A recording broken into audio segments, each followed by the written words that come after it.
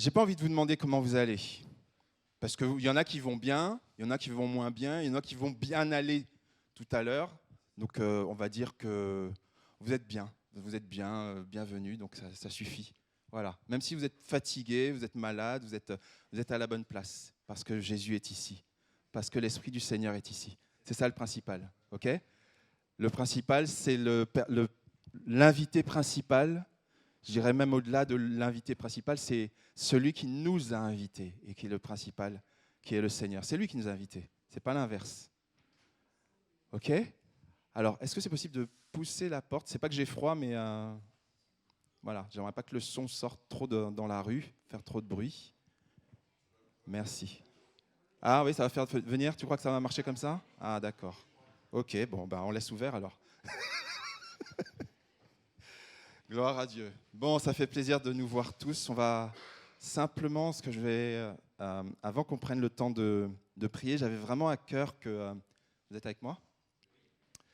Je crois qu'on sait tous pourquoi on est là ce matin, ou plus ou moins. Et on est là pour une personne. C'est le Seigneur. Et c'est vrai qu'on le fait tous les dimanches. Et on pourrait avoir tendance à le faire de manière routinière, en fait, sans plus réfléchir pourquoi on est là, etc. Et je pense que j'avais vraiment à cœur qu'on se concentre sur la personne de Dieu. Et un aspect de Dieu, c'est qu'il est grand. C'est qu'il est très grand. C'est qu'il est très, très, très, très, très exponentiel, puissance, je ne sais pas combien, très, très, très grand. OK ? Et j'aimerais vraiment vous partager cette pensée. Je l'ai partagée hier avec le groupe de louanges. C'est qu'il nous faut nous laisser dépasser par Dieu.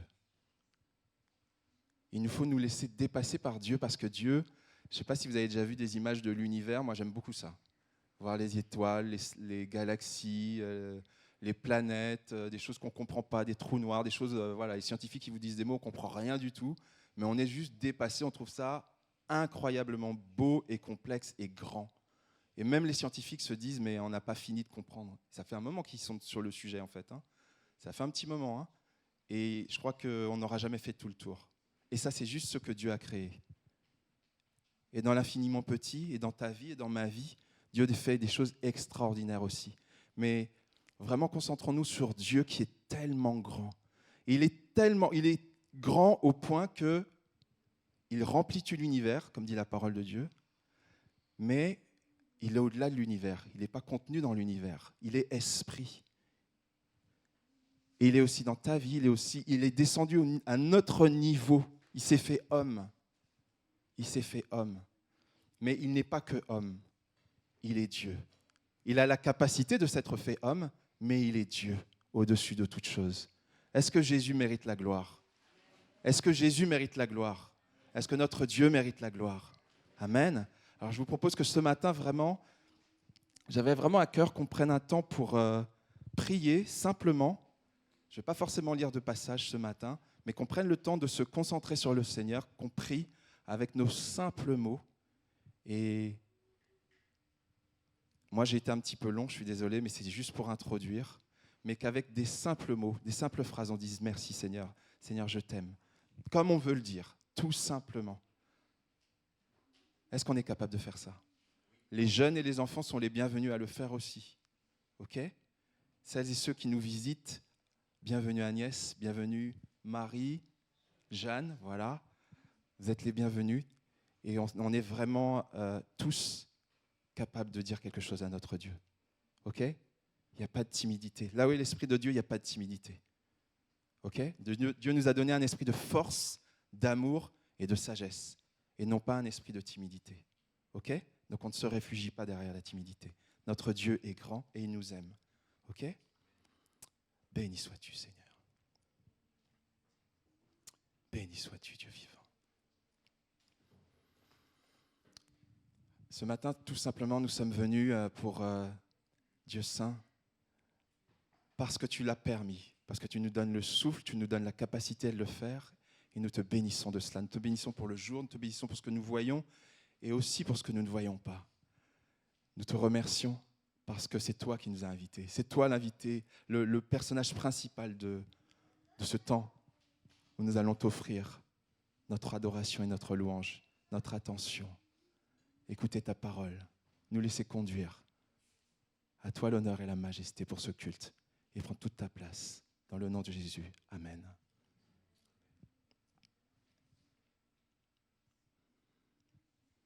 Gloire, gloire, gloire à ton précieux nom. Tu nous donnes de pouvoir tourner les yeux vers toi. Nous concentrer sur ta personne. Pas sur nous-mêmes. Ce n'est pas nous le centre, c'est toi, Seigneur. Ça n'est pas nous le centre, c'est toi, Seigneur Jésus. Ça n'est pas nous le centre, c'est toi, Seigneur. Nous t'honorons, nous te célébrons, te glorifions, Seigneur. Alléluia. Béni sois-tu, ô Dieu. Alléluia, Dieu vivant. J'invite l'équipe de louange à rejoindre sa place. Soyons attentifs à tout ce qui se passe dans ce culte. Le Seigneur parle de multiples façons. Vraiment, soyons à l'écoute les uns des autres et surtout à l'écoute du Saint-Esprit, à l'écoute de Dieu, parce que Dieu agit. Il a déjà peut-être commencé à parler à certains ce matin. Soyons vraiment attentifs pour participer à ce culte, pas y assister comme des spectateurs au cinéma, mais vraiment participer pleinement, prendre notre part, prendre notre place dans ce culte. Nous sommes là pour offrir la louange à Dieu, l'adoration à Dieu et notre attention à sa voix quand il nous parle. OK ? Que Dieu nous bénisse tous. Amen. J'aime ce passage dans Actes 3:6 qui dit « Mais Pierre lui dit, je n'ai ni argent ni or, mais ce que j'ai, je te le donne. Au nom de Jésus-Christ de Nazareth, lève-toi et marche. » Et ce passage, donc, c'est Pierre qui parle à un infirme et qui le guérit. Et l'infirme s'attendait à ce qu'il lui donne de l'argent, mais Pierre ne lui donne pas d'argent. Il dit « Je n'ai ni argent ni or. » Et il dit « Mais ce que j'ai, je te le donne. Au nom de Jésus-Christ, lève-toi et marche. » Et j'aime ce passage parce que Pierre n'a pas donné quelque chose de matériel, mais il a vraiment démontré la puissance de Jésus en guérissant cet infirme. Et c'était instantané en fait. Et donc je vous invite à vous lever pour qu'on puisse glorifier Dieu ensemble parce qu'il est puissant et parce qu'il nous donne aussi son nom pour que nous aussi nous puissions agir. Et le Dieu de la Bible n'est pas resté dans la Bible et aujourd'hui on peut encore vivre ces choses-là avec Dieu. Amen.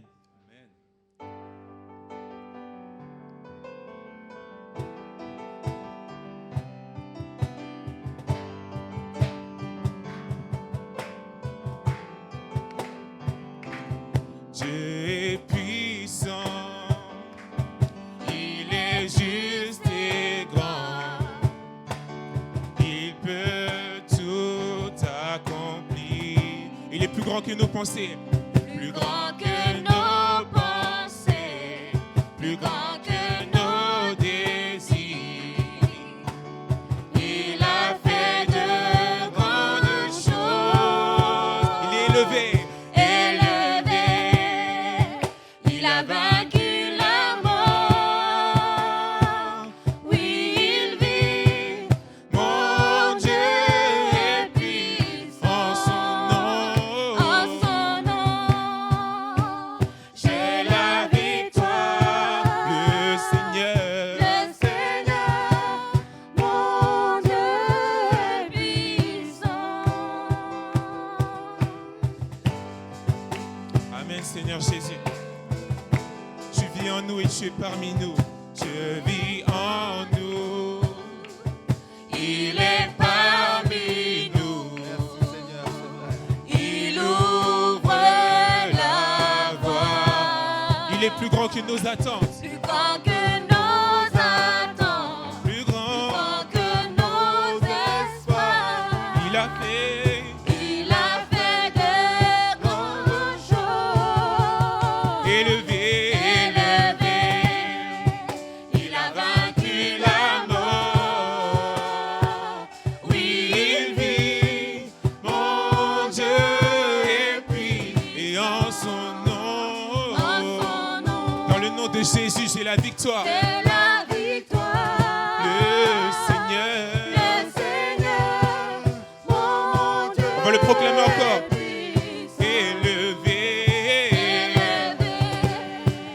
Il a vaincu la mort. Est-ce que tu es en train de le proclamer? Oui, il vit. Oui, il vit. Mon Dieu est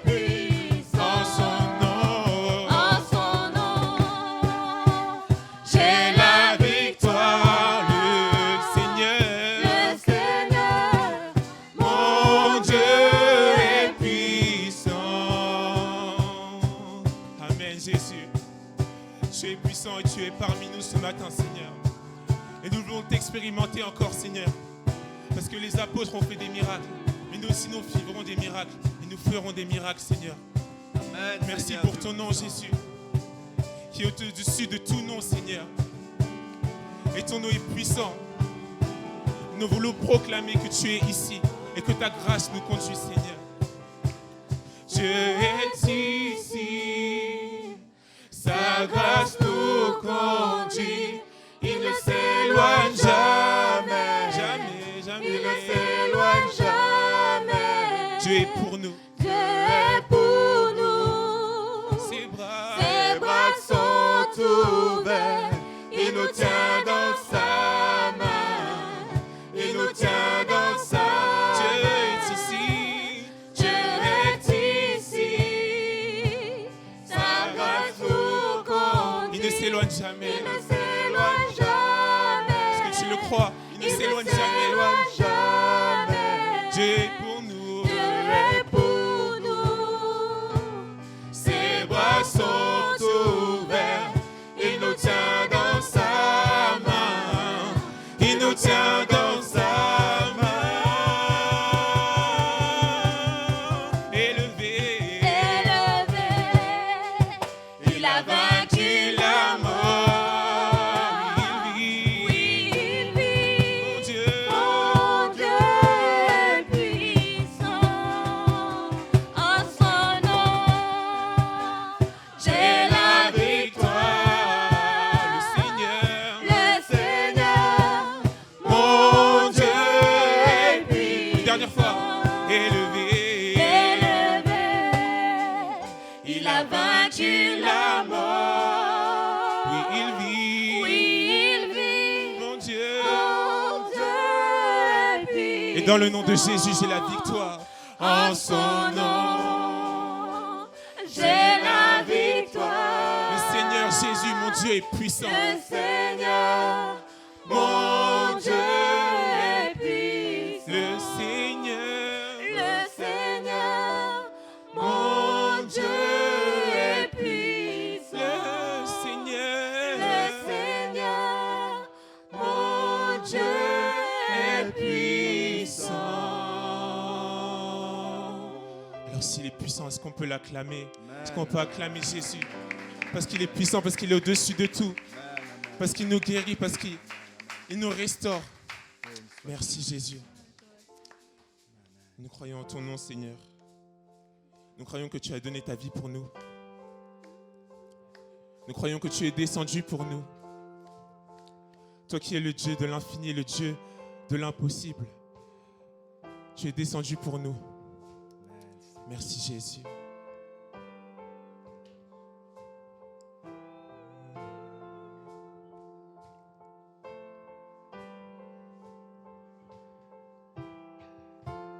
Notre Père éternel, toi qui as tout créé, Dieu tout-puissant, C'est par ton Saint-Esprit.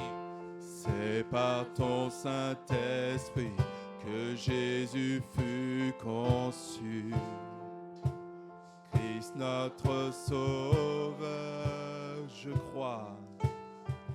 Oui, je crois en Dieu notre Père. Oui, je crois en Christ son Fils. Oui, je crois en ton Saint-Esprit, ô Trinité divine. Oui, je crois à la résurrection, que nous vivrons à jamais. Car oui, je crois dans le nom de Jésus.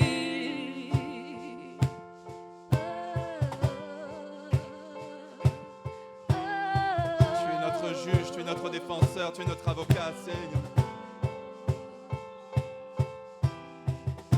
Notre juge et défense, tu souffris à la croix.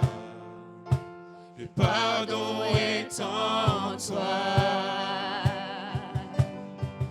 Descendu jusqu'aux ténèbres, tu es ressuscité, à jamais élevé. Oui, je crois en Dieu notre Père. Oui, je crois en Christ son Fils. Oui, je crois en ton Saint-Esprit, ô Trinité divine. Oui, je crois à la résurrection, que nous vivrons à jamais. Car oui, je crois dans le nom de Jésus. Oui, je crois En lui. Oui, je crois qu'il est vivant. Tu es vivant pour l'éternité, Seigneur. Oui, je crois que Jésus est Seigneur. Oui, je Proclame encore une fois, crois. oui, je crois. Oui, je crois. Oui, je crois en lui. Oui, je crois. Oui, je crois qu'il est vivant. Et tu es Seigneur. Oui, je crois que Jésus est Oui, je crois à la vie éternelle. Parce que tu l'as déclaré. Oui, je crois à la vie éternelle. Je crois que d'une Virgile est né. Je crois à la communion des saints et en ta sainte Si tu le crois, déclare-le. Église. Oui, je crois à la résurrection quand Jésus reviendra. Car oui, je crois dans le nom de Jésus. Oui, je crois en Dieu notre Père. Oui, je crois en Christ son Fils.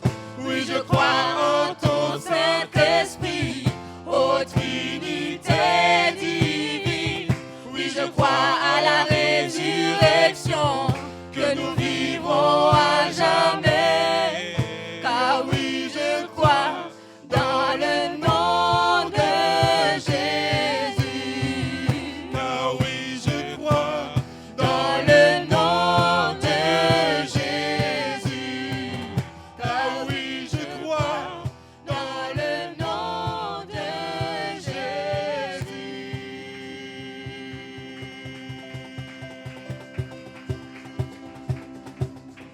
À toi la gloire, Jésus.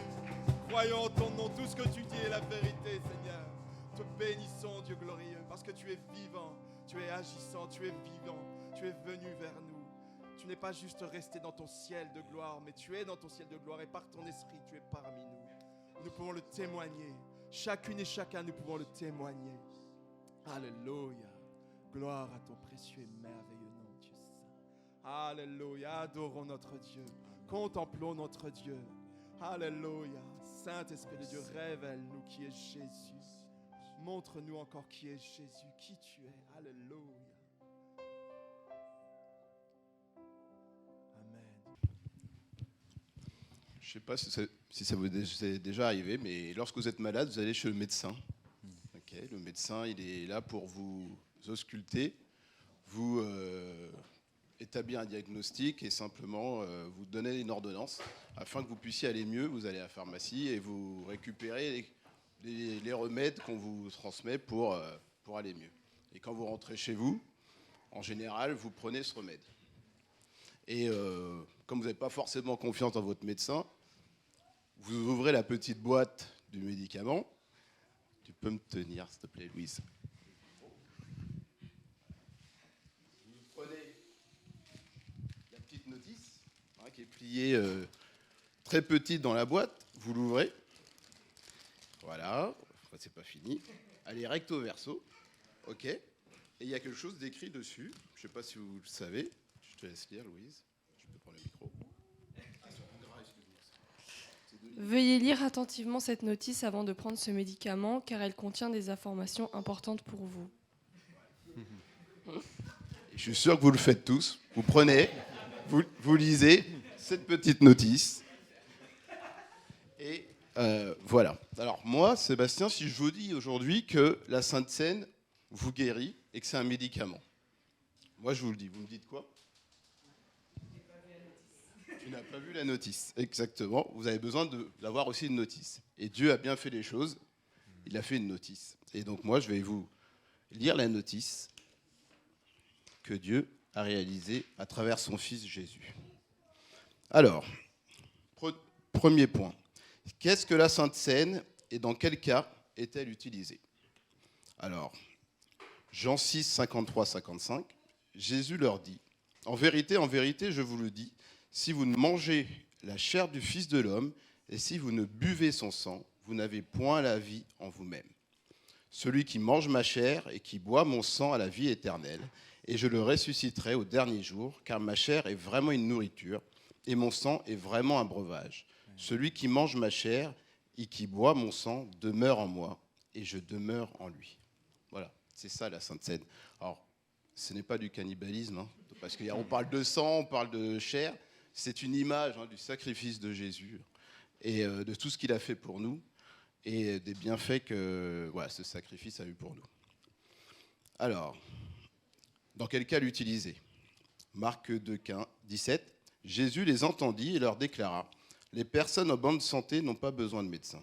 Ce sont les malades qui en ont besoin. Je ne suis pas venu appeler ceux qui s'estiment justes, mais ceux qui se sentent pécheurs. » Donc, si on est là, c'est parce qu'on est malade. Jésus est venu pour ça. Donc, qui peut l'utiliser? Les personnes malades. Ça paraît logique pour un médicament. Sinon, on ne prend pas pour le plaisir. Quelles sont les informations à connaître avant de prendre la Sainte Seine? Alors, vous devez être passé par les eaux du baptême. Alors, cette notice du baptême, je vous dirigerai vers notre pasteur Philippe, afin qu'il puisse vous en donner plus de détails, mais il est nécessaire d'être baptisé.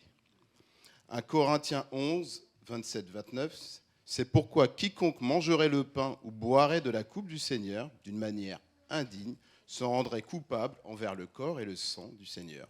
Que chacun donc s'examine sérieusement lui-même et qu'alors il mange de ce pain et boive de cette coupe. Car celui qui mange et boit sans discerner ce qu'est le corps se condamne lui-même en mangeant et en buvant ainsi. Donc ce sont les avertissements et les précautions à prendre. Quels sont les effets indésirables éventuels? Évidemment. C'est pourquoi celui qui mangera le pain ou boira la coupe du Seigneur indignement sera coupable envers le corps et le sang du Seigneur. Que chacun donc s'éprouve soi-même. Comment prendre la Sainte Seine? 1 Corinthiens 11, 23, 26. Car j'ai reçu du Seigneur ce que je vous ai enseigné, c'est que le Seigneur Jésus, dans la nuit où il fut livré, prit du pain et après avoir rendu grâce, le rompit, il dit, « Ceci est mon corps qui est rompu pour vous. Faites ceci en mémoire de moi. » Comment conserver la Sainte Seine? Ça aussi, c'est important. 1 Corinthiens 10, 17, 18. Puisqu'il y a un seul pain, nous qui sommes plusieurs, nous formons un seul corps, car nous participons tous à un même pain. 1 Corinthiens 11, 25. De même, après le repas, il prit la coupe et dit, « Cette coupe est la nouvelle alliance, scellée de mon sang. Faites ceci toutes les fois que vous en boirez en souvenir de moi. » Donc là, on parle de la communion ensemble. Pour que la Sainte Seine puisse perdurer, il faut que nous soyons ensemble et nous le fassions régulièrement. Petit 6. Ah, l'emballage. Bah oui, l'emballage, il y a toujours un emballage. Le voici, la voici du moins. Jean 15, 10. Si vous gardez mes commandements, vous demeurez dans mon amour, comme j'ai gardé les commandements de mon Père et que je demeure dans son amour. Je vous ai parlé ainsi, afin que ma joie soit en vous et que votre joie soit complète. Voilà, vous savez tout sur la notice de la Sainte Seine. Alors, si vous êtes d'accord avec cette notice et que vous voulez prendre ce médicament, je vous demanderai de vous lever et j'appellerai un frère ou une sœur pour distribuer avec moi. Pas d'accord?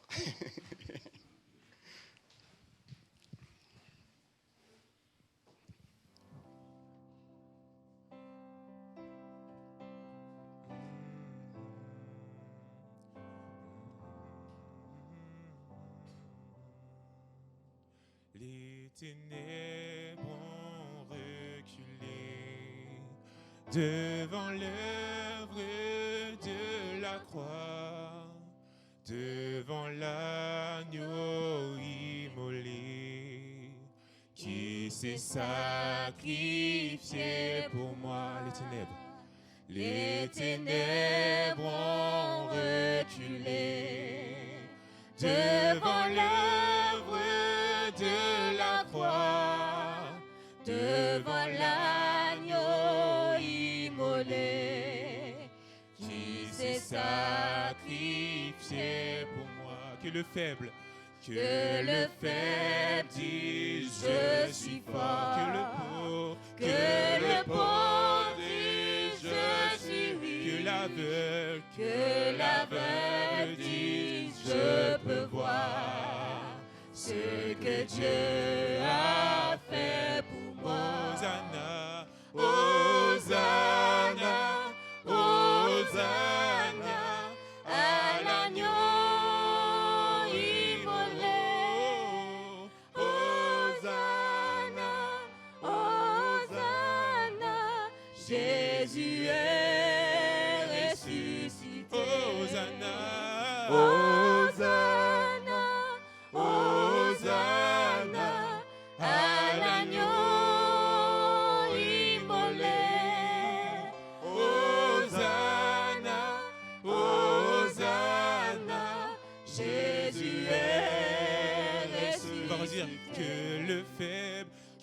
le faible dit je suis fort, que le pauvre dit je suis riche, que l'aveugle dit je peux voir ce que Dieu a fait. On va la déclarer encore.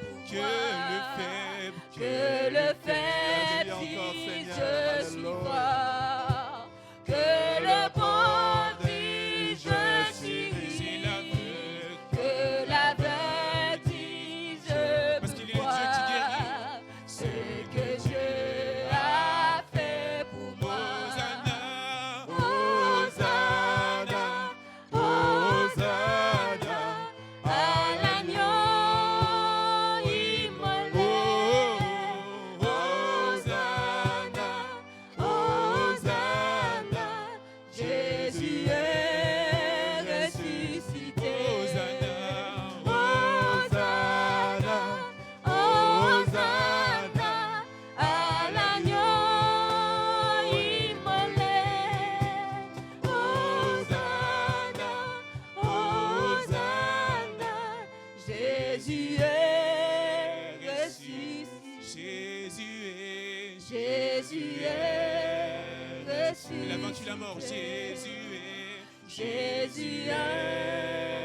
Une dernière fois.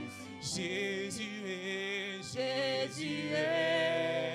ressuscité. Amen, alléluia.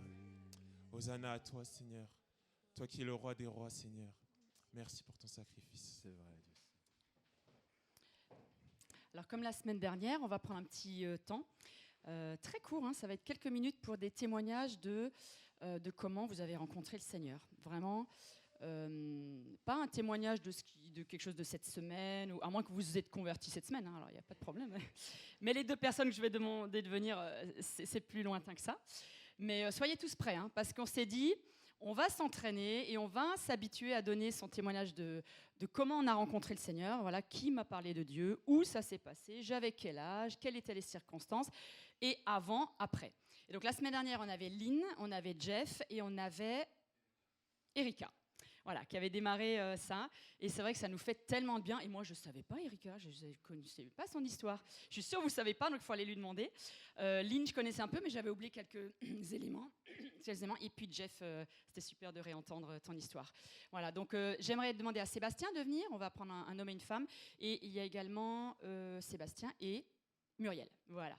Ok, donc vraiment, courtement, c'est comme si vous étiez au supermarché, vous faites la queue et vous témoignez à quelqu'un qui est dans la queue. D'accord ? Voilà, super. Ben, me revoilà, du coup. Ok. Alors, du coup, ça fait déjà... C'était en 2004. Donc, ça s'est passé en commençant par un appel téléphonique du coup, de mon épouse, maintenant, qui à l'époque ne l'était pas, et qui m'a dit que son père avait un problème informatique. Il était en panne, il a besoin d'une réparation de son ordinateur. Bon. Ok. Et donc, du coup, à l'époque, elle me dit, je lui demande l'adresse, elle me dit, c'est un château. Je dis, ah, un château? Ok, d'accord. On va à un château, tout, elle me donne l'adresse. Ça se trouve à Nogent-sur-Marne. Je dis, ok. Et je rentre et j'arrive dans une école biblique de Nogent-sur-Marne. Et j'apprends que son papa fait des études pastorales à l'époque. Et donc, du coup, il avait besoin de cet ordinateur à tout prix pour rendre ses devoirs et tout ce qu'il devait faire avec. Et du coup, c'est comme ça que donc, je rencontre son papa. Et on a une première discussion donc sur Dieu. Je suis plutôt athée, on va dire. Alors, catholique, mais ouais, je ne suivais pas du tout, c'est plutôt historique. Plutôt athée. Et du coup, il me pose une question, il me dit... alors, je ne me rappelle plus dans les grandes lignes, mais je me rappelle ma réponse, du coup. La question est à peu près celle-ci. Quelles sont en gros tes origines? D'où tu viens? Et puis moi, bien sûr, je dis, je descends du singe. Et là, il y a toute la famille qui commence à rigoler. Je dis, oula, là, je suis tombé sur quelque chose. À ce sujet, quand même, ça devient compliqué. Et bon, voilà. Et du coup, le papa, je reste plutôt humble et je dis, ok. Et du coup, je profite de ces occasions, du coup, pour aller à l'église à Montreuil, parce que j'apprends à connaître Dieu. Et je suis touché en 2004, justement, dans cette église, par un chant qui s'appelle « Plus blanc que neige ». Voilà. Donc ça, c'est là où Dieu a agi dans ma vie et où j'ai pris la décision de le suivre. Voilà, tout simplement. Et du coup, je me suis baptisé à l'église de Pontoise en 2006. Voilà. Oui, super. Mais qu'est-ce qui a fait qu'entre le moment où tu dis « moi je descends du singe » et la famille réagit, tu acceptes d'aller à l'église? Qu'est-ce qui se passe juste courtement? Okay. Parce que en fait, c'est un peu mon caractère. J'aime pas ne pas comprendre, en fait. Voilà, j'ai été un peu à côté, mais il m'a proposé d'aller à l'église. C'est lui qui m'a proposé, et du coup, j'y suis allé régulièrement. Et c'est là que j'ai rencontré Dieu, dans ce sens-là. Super. Ok, merci beaucoup. Muriel?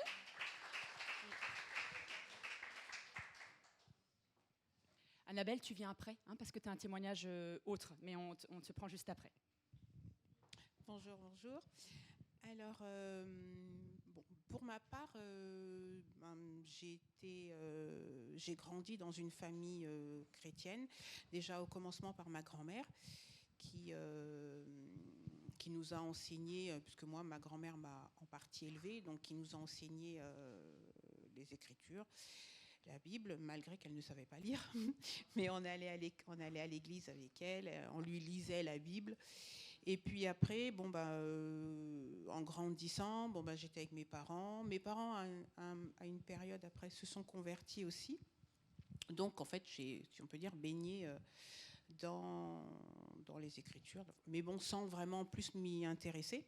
Quand j'ai été majeure, j'ai pris mon envol, mon travail, enfin voilà, quoi, je menais ma vie, comme on dit.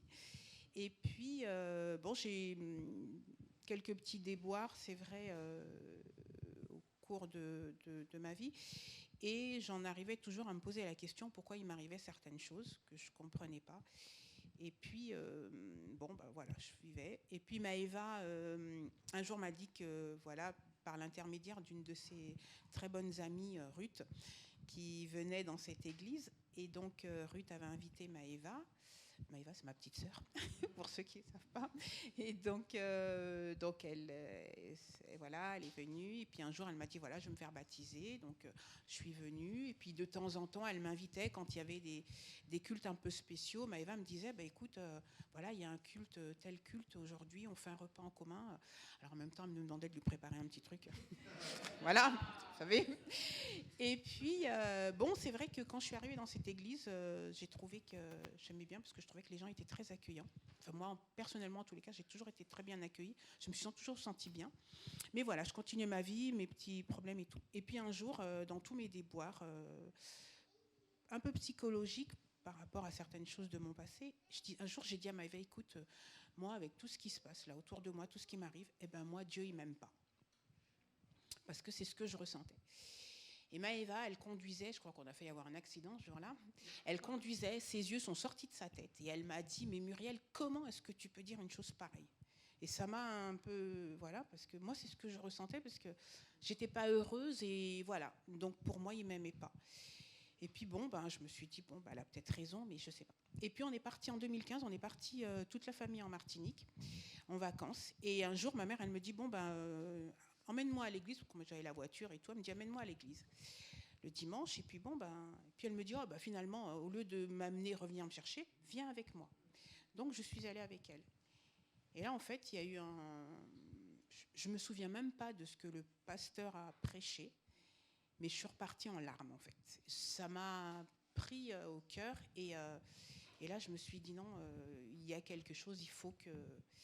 Et puis en rentrant, j'ai dit à Maëva, bah, je vais aller à l'église avec toi. Et j'ai continué comme ça mon chemin, en venant, en allant au groupe de maison chez Georges et Nadège. Et puis voilà, je me suis rendu compte qu'effectivement, Dieu m'aimait. Mais j'en étais pas encore... J'avais encore ce petit pincement, ce petit quelque chose, parce que voilà. Et puis j'ai fait mon chemin, j'ai appris, je me suis sentie apaisée, je me sentais beaucoup plus sereine, je savais qu'en fait Dieu faisait un travail en moi. Et un jour j'ai décidé que voilà, c'était le moment et qu'il fallait que je prenne le baptême, que je m'engage. Et cette date, bah, je l'oublierai jamais, parce que je me suis fait baptiser le 14 février 2016. Voilà. Ici, oui. Maëva ici aussi, voilà. Donc voilà, je n'oublierai pas. Et c'est vrai que ce qui m'a fait vraiment ôter cette dernière petite pointe de douter, malgré avoir pris le baptême, de temps en temps de douter de l'amour de Dieu, parce que je crois que j'ai manqué d'affection, je ne sais pas. C'est quand on a fait l'étude biblique, les 40 jours, voilà. Et il y a un passage qui disait, enfin, dans ce que l'éditeur disait, que quelle que soit la manière dont nos parents dont nous on a été conçus, voilà, on a été voulu ou pas voulu, mais la seule personne en fait qui nous a voulu, c'est Dieu, et la seule personne qui nous a légitimés, c'est Dieu. Et ça, moi, ça m'a ôté, voilà, et j'en ai pleuré d'ailleurs ce jour-là, parce que j'ai compris qu'en fait j'avais ma légitimité. Et voilà, et je regrette pas mon geste. Voilà.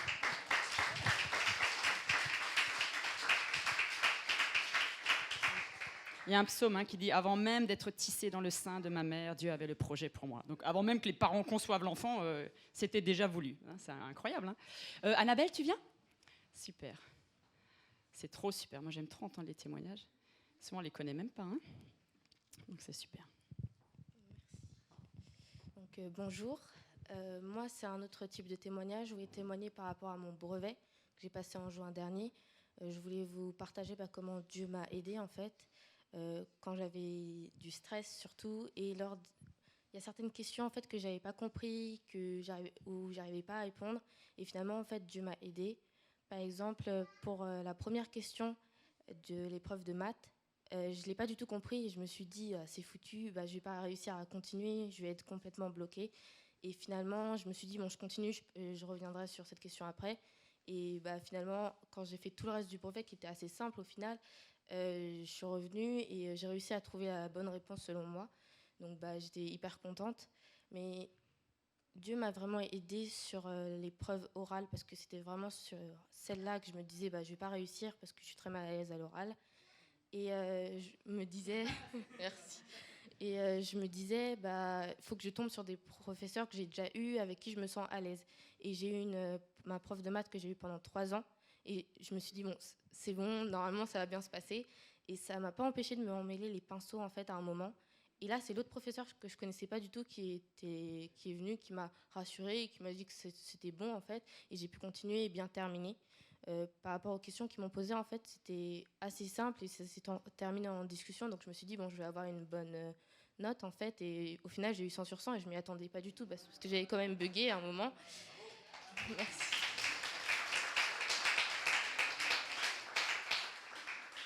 Et donc voilà, au final, j'ai eu la mention très bien. Et je pense qu'en fait, sans Dieu, j'aurais pas pu aussi bien réussir en fait le brevet. Mais globalement, c'est ces 4 dernières années où j'ai senti que Dieu m'avait protégée, m'avait permis d'avoir de bonnes notes, m'avait permis d'avoir des professeurs qui donnaient envie d'apprendre tout simplement, et de m'entourer de personnes qui élèvent vers le haut en fait, et qui, même si toutes mes amies par exemple sont pas croyantes, Ça nous a jamais posé de problème de parler de Dieu, en fait. Et c'est ça que j'ai trouvé formidable ces 4 dernières années. Donc voilà. Merci Annabelle. Le Seigneur est bon, n'est-ce pas? Quand on entend toutes ces belles choses qui sont directement liées à la foi, à l'attachement à Dieu, on a envie de se réjouir et puis nous-mêmes de nous attacher à Dieu. Amen. Quand je dis amen, ça veut dire je suis d'accord, ça veut dire oui, c'est vrai, je pense comme toi, et puis ça veut dire aussi que la volonté de Dieu soit faite surtout. Donc c'est vraiment une bonne chose. Mais écoutez, j'aimerais à tous et à toutes vous souhaiter la bienvenue ce matin. Ok, alors attendez, je vais juste prendre mon sac. Ok, je vois que quand je me lève pour prêcher, il y a des gens qui partent. Je ne sais pas si c'est bon signe, si c'est mauvais signe. Bon, restez quand même, si certains peuvent rester, si ça ne vous dérange pas. Ah là là, le Seigneur est bon quand même, n'est-ce pas? Il est toujours bon. Et c'est pour ça que Georges, en introduction, tu as eu vraiment la bonne attitude en disant, voilà, je ne vais pas vous demander comment vous allez, parce que voilà, certains vont dire, je vais bien, par exemple, alors que ça ne va pas bien. Mais en tout cas, ce qui est important, c'est de savoir qu'on est au bon endroit. Qu'on aille bien ou qu'on n'aille pas bien, on est vraiment au meilleur endroit. Et parfois, quand on ne va pas bien, par exemple, on a tendance à s'isoler. C'est la nature humaine, on est un peu tous pareils. Mais ce n'est pas bon de s'isoler parce qu'on se prive justement de bonnes choses que l'on peut vivre ensemble et surtout avec Dieu. Donc bienvenue à chacun, bienvenue à chacune, bienvenue à Christian, bienvenue à Gaël, soyez les bienvenus. Bienvenue à Thérèse, c'est bien ça? Non, pardon. Agnès, excusez-moi. Et voilà, Marie-Jeanne, voilà, je ne voulais pas me tromper 2 fois, donc comme ça c'est fait. Ok. Voilà. Et sa tata. Eh bien voilà, bienvenue. Est-ce qu'on peut les accueillir chaleureusement? Bienvenue.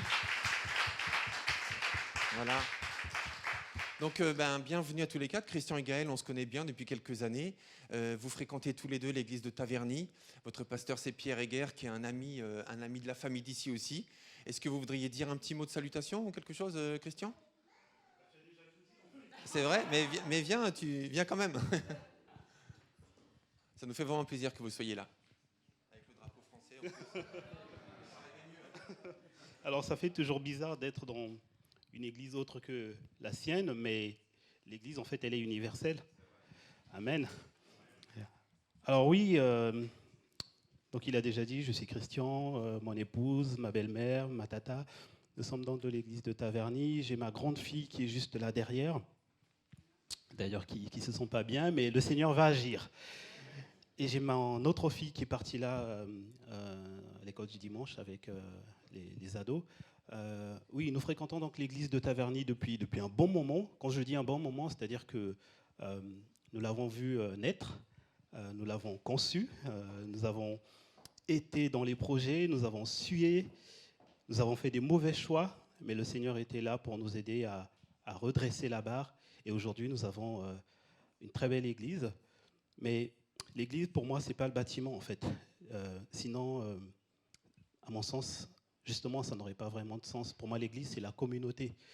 Mais quand je dis communauté, je peux très bien rester dans mon canapé et regarder le culte qui va être mis en ligne d'ici 5 jours. Mais ça, c'est pas très intéressant, je trouve. Je pense qu'il faut plutôt qu'on soit tous ensemble là, présents au milieu, et qu'on, tous ensemble, en fait, on dise notre amour pour Dieu, notre amour les uns pour les autres. Sinon, quel intérêt de se retrouver dans une église pour dire Amen, Amen, si on ne s'aime pas? C'est vrai, on a tous nos fardeaux, mais je pense que le Seigneur, il nous dit de laisser nos fardeaux à ses pieds, et lui, il va mettre dans notre cœur cette joie de partager tous ensemble. Bon, je ne vais pas faire le message, mais je voulais juste dire que voilà, je suis très content d'être ici, et c'est toujours un plaisir de vous rendre visite. Nous, aujourd'hui, nous n'avons pas culte parce que la majorité des anciens, on va dire, du conseil est absente. Donc cet après-midi, on a demandé, en tout cas aux uns et aux autres, de pouvoir visiter d'autres églises. Donc nous n'avons pas église cet après-midi, mais je suis content d'être ici avec vous, avec ma famille. Vous êtes ma famille et nous allons passer un bon moment. Merci. Merci beaucoup. Pardon. Merci beaucoup, c'est complètement réciproque. Et c'est vrai que vous avez votre culte à 17h habituellement le dimanche. Donc c'est aussi une bonne heure pour avoir un culte. Donc 10h30, pardon, je dis 9h30 parce qu'à la Réunion c'est à 9h le matin. 9h le matin, c'est un peu tôt quand même. Hein. Donc, mais bon, gloire à Dieu. Est-ce qu'on peut se lever juste quelques instants pour prier afin d'accueillir la parole de Dieu à travers la Bible, parce que c'est vrai que Dieu a déjà parlé et nous voulons maintenant l'accueillir par la Bible. Père éternel, merci pour la Bible, ce livre précieux, unique, merveilleux, ce livre spécial. Et nous voulons ce matin, en le lisant, nous voulons comprendre ce que tu attends de nous, ce que tu veux pour nous et comment vivre aujourd'hui. Sébastien qui parlait du mode d'emploi, Seigneur, nous voulons vraiment aller dans la bonne direction et faire les bons choix avec ton aide. Alors merci de nous conduire, chacun d'entre nous qui sommes ici présents à Pontoise, mais tous ceux aussi qui se connectent sur YouTube, bienvenue à eux et bienvenue dans cette prédication de la parole de Dieu au nom de Jésus. Amen. Amen. Je vous invite à prendre place. Et effectivement, j'ai aimé ce que tu as dit, Christian, quand tu as dit « Nous avons fait des mauvais choix, mais le Seigneur nous a aidés à redresser la barre. » On fait tous des mauvais choix, à un moment ou à un autre, et on fait tous des bons choix. Et on ne pouvait pas rêver mieux pour introduction à la prédication d'aujourd'hui. Effectivement, c'est dur de faire le bon choix. En fait, j'aurais peut-être même dû le mettre au pluriel, de faire les bons choix. C'est vrai que ce n'est pas toujours facile de savoir quoi choisir, quoi faire, comment le faire, quand le faire. Faire le bon choix, c'est un vrai sujet. Et ce qui est fou, c'est que nous avons tous des dizaines de choix à faire par jour. Par jour. Alors, ils ne sont pas tous aussi importants les uns que les autres, mais c'est vrai qu'on le veuille ou non, nous avons des dizaines de choix à faire chaque jour. Alors, je ne sais pas, quand vous allez au restaurant, si pour vous, lorsque vous avez la carte, c'est facile de choisir ce que vous allez prendre comme boisson, comme menu, un plat, ou bien le plat du jour, ou bien le menu, ou bien juste des choses dissociées. Ou alors pendant les soldes, vous hésitez, en fait, vous ne savez pas quelle couleur prendre. Parfois, ce n'est même pas votre taille, mais vous avez envie de le prendre parce que c'est tellement moins cher. Voilà, on hésite tout le temps, en fait, enfin tout le temps, souvent en tout cas. Ou alors, voilà, quand vous prenez un sandwich, sauce blanche ou mayonnaise, enfin, des dizaines. Alors ça, c'est pas très important, c'est vrai, mais est-ce que vous allez partir en vacances à la mer ou à la montagne, ou pas du tout d'ailleurs? Pour les études, avec Annabelle, on parlait des études tout à l'heure. Est-ce que je vais prendre une filière professionnelle ou une filière générale? Voilà, parfois ce sont nos notes qui décident pour nous. C'est plus facile de choisir quand on choisit à notre place. Mais malgré tout, je veux dire, c'est pas toujours simple de faire le bon choix. Ou alors, voilà, quel sac je vais prendre, quel téléphone je vais choisir, Android ou iPhone. Voilà, tellement de choix, des centaines de questions, de décisions à prendre. Alors j'aimerais vous poser la question, est-ce que pour vous c'est facile en général de faire des choix? Alors pour qui c'est facile de faire des choix? Levez la main. En général.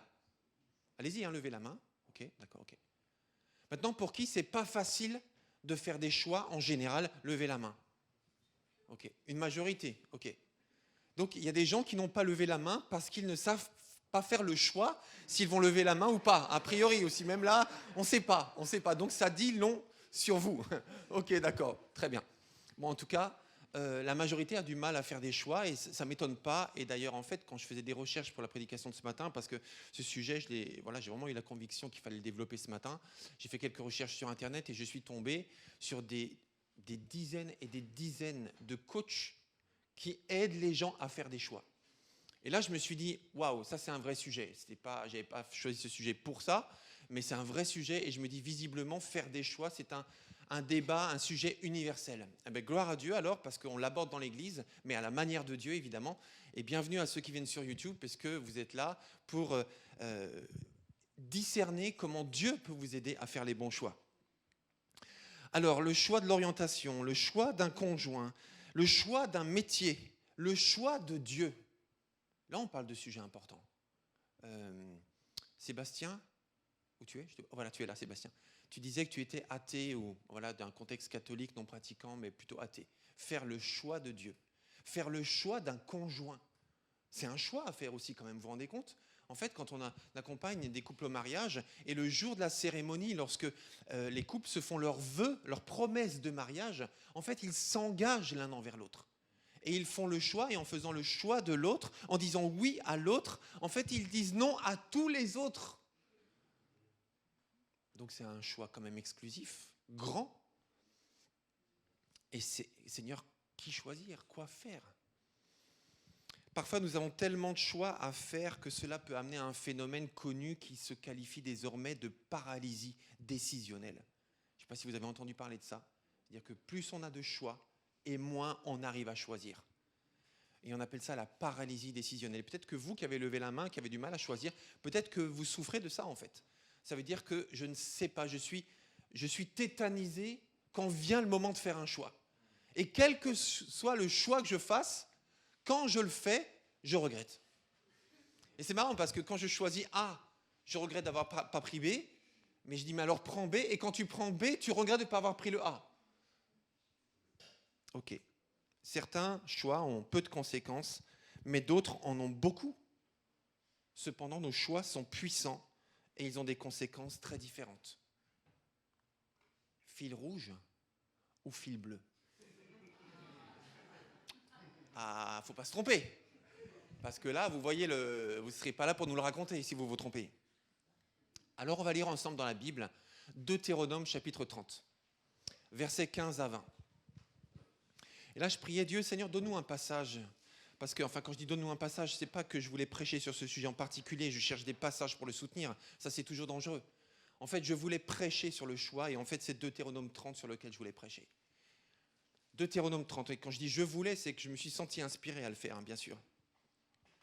Deutéronome 30, versets 15 à 20. Donc, je vous laisse chercher dans la Bible, voilà, c'est dans le début de la Bible.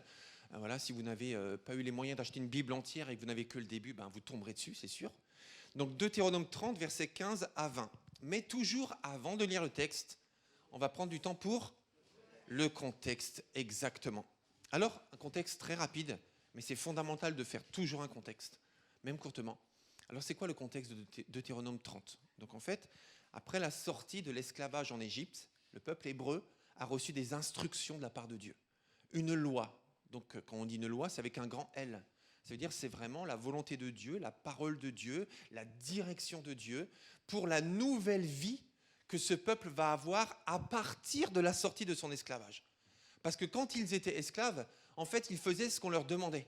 Mais à partir de maintenant, ils sont libres et Dieu les a libérés d'une façon puissante à travers 10 miracles, interventions miraculeuses de la part de Dieu en Égypte. Et donc, il les a conduits hors de l'esclavage, les a emmenés dans le désert. Et là, il leur a parlé, il leur a donné cette loi, ces instructions pour leur expliquer comment vivre maintenant en tant qu'homme libre, en tant que femme libre, mais soumis au roi des rois et au Seigneur des seigneurs, qui est parfait et qui donne que des instructions qui sont bonnes.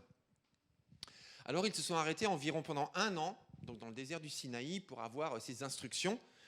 Et recevoir les directives de Dieu, et c'est ce qu'on voit dans le livre de l'Exode. Malheureusement, ils n'en ont pas tenu compte, pas vraiment en tout cas. Et ils passaient leur temps à se plaindre, à contester, comment on peut dire, même à rejeter Moïse, qui était l'intermédiaire entre Dieu et le peuple pour leur expliquer le plan de Dieu. Et donc c'était un peuple vraiment rebelle, vraiment difficile, qui passait son temps à rejeter les instructions de Dieu. Et cette fois-ci, maintenant dans Deutéronome, eh bien c'est la génération des enfants et des petits-enfants de ces premières personnes qui sont sorties de l'esclavage en Égypte. Et cette fois-ci, et Deutéronome, on l'appelle aussi un peu la deuxième loi. C'est pour ça que Deutéronome, ça veut dire la deuxième loi, la seconde loi. Ça veut dire que cette fois-ci, dans ce livre-là, Dieu rappelle ses instructions à cette nouvelle génération pour leur montrer, voilà, en fait, c'est quasiment une symétrie de l'Exode, en réalité, mais comme c'est à de nouvelles personnes, eh bien, Dieu réexplique les mêmes choses. Et le but, en expliquant ces choses, c'est que Dieu veut expliquer à ce peuple comment avoir une vie réussie, comment vivre heureux dans leur nouvelle vie et dans un nouveau pays, puisqu'ils vont entrer dans un nouveau pays qu'on appelle la terre promise. Et là, nous sommes Deutéronome 30, versets 15 à 20. Voyez la place aujourd'hui devant vous. Voici, je place aujourd'hui devant vous. D'un côté, la vie et le bonheur, de l'autre, la mort et le malheur. Donc quand on parlait de la pince à bombe, fil rouge ou fil bleu, c'est exactement ça. Là, c'est vie ou mort. Bon fil, c'est la vie, mauvais fil, c'est la mort. Donc je place devant toi ce choix. Ce que je vous commande aujourd'hui, dit Dieu, c'est d'aimer l'Éternel votre Dieu, de suivre le chemin qu'il vous trace et d'obéir à ses commandements, à ses ordonnances et à ses lois. En faisant cela, vous aurez la vie, vous deviendrez nombreux et vous serez bénis par l'Éternel votre Dieu dans le pays où vous vous rendrez pour en prendre possession. Tout le monde veut ça. Tout le monde veut être heureux.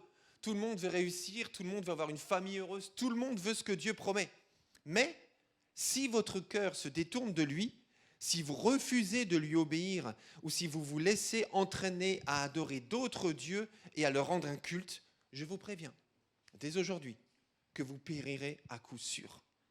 Vous ne vivrez pas longtemps dans le pays au-delà du Jourdain où vous vous rendez pour en prendre possession. Je prends aujourd'hui le ciel et la terre à témoin. Je vous offre le choix. Nous sommes dans le sujet. Je vous offre le choix entre la vie et la mort. Entre la bénédiction et la malédiction. Choisissez donc la vie afin que vous viviez, vous et vos descendants. Verset 20, choisissez d'aimer Dieu, l'Éternel votre Dieu, de lui obéir et de lui rester attaché, car c'est lui qui vous fait vivre et qui pourra vous accorder de passer de nombreux jours dans le pays que l'Éternel a promis par serment de donner à vos ancêtres Abraham, Isaac et Jacob. Waouh! Là, il est clairement parlé de choix. Faites le bon choix. Choisissez, dit Dieu. Et il le redit, choisissez entre la vie et la mort. Et ce qui est extraordinaire, c'est que dans ce texte, alors voilà, j'imagine que la majorité qui sont là ce matin sont déjà croyants en Dieu et ne découvrent pas cette foi.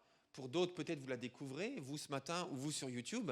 Mais ici, dans ce texte, Dieu dit clairement, c'est lui, Moïse dit de la part de Dieu, c'est lui qui vous fait vivre. Donc la vie, le bonheur, les bons choix viennent de Dieu. C'est lui qui vous fait vivre. Donc la vie, la vraie, celle qu'on veut tous en fait, c'est lui qui la donne. Mes amis, nous sous-estimons souvent la valeur de la direction de Dieu, cette direction que Dieu nous donne pour faire le bon choix. Et je dis que nous sous-estimons souvent, même nous ici, si nous sommes croyants, nous sous-estimons souvent parce que souvent, nous prenons les commandements de Dieu comme des conseils de Dieu. Ça veut dire que oui, on entend, c'est bien, c'est intéressant, c'est important. Ah oui, la parole de Dieu, c'est bien, c'est bien. Mais après, on fait ce qu'on veut. Souvent, c'est-à-dire on prend, on entend, et après on décide si on fait ou si on ne fait pas. Si on suit ou si on ne suit pas. Si on applique ou si on n'applique pas. Selon les situations, selon le moment, selon l'envie. En fait, on est souvent en train de relativiser ce que Dieu dit. Souvent, malheureusement. Alors qu'en fait, c'est la vie même qui est rattachée à sa parole. Alors c'est vrai que Dieu nous donne de faire les bons choix. Et souvent, je disais, on relativise. Est-ce que ça vous parle, ça ? Ça vous parle ? Guillaume Tell, c'est ça ? Non, c'est pas ça ? Ça vous dit quoi ? Ça vous parle de quoi, je veux dire ? Ah, Adam et Ève, c'est ça ? Adam et Ève. Alors, on ne sait pas si c'était une pomme. Voilà, on va pas parler de l'origine de la pomme. Pourquoi est-ce qu'on parle de la pomme aujourd'hui ? C'est une histoire complexe mais intéressante. C'était peut-être une banane, une goyave, une mangue, un ananas, peu importe, je veux dire, une poire, une pêche, peu importe. En tout cas, c'était un fruit délicieux, attractif. De toute façon, dans le jardin de Dieu, il n'y a que des bons fruits. Donc, vous pouvez manger tous les fruits qu'ils voulaient, sauf un. Et Dieu dit, voilà, vous voyez tout ça là ? 99,9% de tout ça, vous pouvez tout toucher, manger, tout est pour vous. Il y a juste une chose que vous ne pouvez pas manger. C'est ce fruit-là. C'est juste une chose. Donc théoriquement, le choix est simple. C'est comme si vous aviez une carte avec écrit 50 choses magnifiquement bonnes en grand, en gras, et une toute petite chose tout en bas en gris clair qui pique les yeux, et qu'il ne faut pas choisir. Voilà, parce que c'est du poison. Et là, le serveur vous dit, écoutez, voilà, en fait, je vous conseille les 50, tout est bon, magnifique.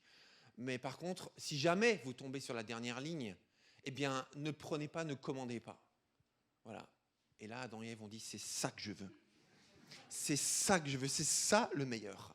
Alors, ils ont été aidés, bien sûr, par Satan qui est venu les séduire, donner plus de valeur à cette petite ligne grise, leur faire croire que c'était ça le plus important, en fait, et que Dieu ne voulait pas qu'ils touchent à ça, enfin qu'ils mangent cela, parce que c'était ça le meilleur. Et voilà, et la séduction est montée, et la convoitise est montée, et le péché est arrivé. Pourquoi ? Par un mauvais choix, un simple mauvais choix.